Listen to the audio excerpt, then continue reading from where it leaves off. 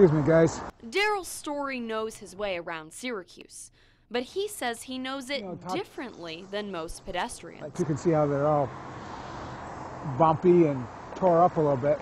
That can be a little tricky for an individual in a wheelchair. Story has a birth defect called spina bifida. He's been in a wheelchair his entire life.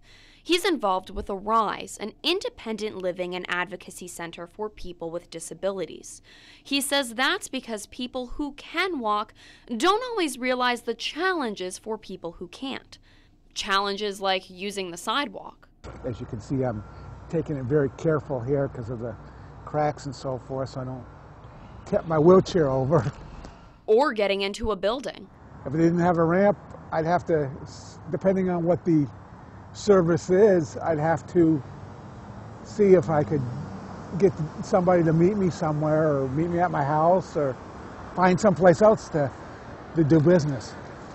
I mean, it's almost like saying, we don't want you in here. But Story says it's not just about putting in a ramp.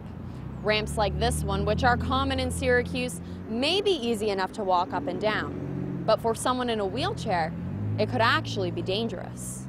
I don't particularly like it because it's kind of steep, and if it's slippery, you can go right onto the side, right into the street. Story does have another way of getting around the city. It's not the fastest process, but it works.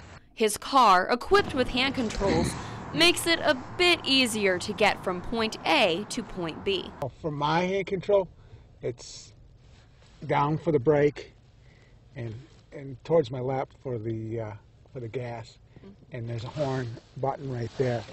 But once he's out of the car, getting out isn't any faster than getting in.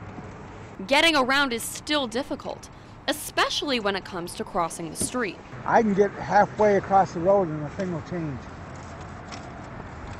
So that can be a real issue, especially when you have issues with the sidewalk or whatever. Being in the road and cars whipping around corners.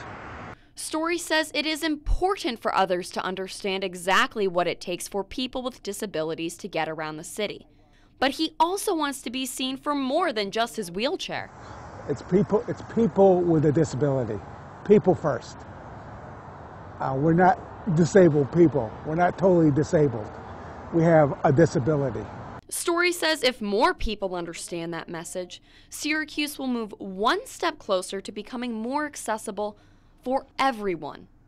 Amanda St. Hilaire, NCC News.